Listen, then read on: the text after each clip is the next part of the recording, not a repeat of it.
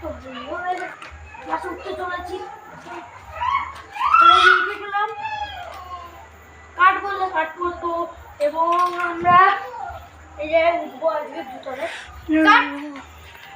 তো গাইস ও যতক্ষণ উঠছে আমরা ততক্ষণ একটু শান্তি করে বসি।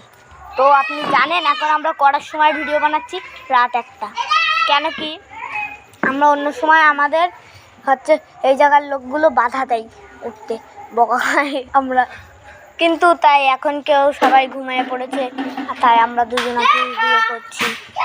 তো গাইস চলো এবারে ওকে দেখানো যাক। চলো এবার আমি উপরে যাচ্ছি, ও এতক্ষণ অনেক দূরে চলে গিয়েছে।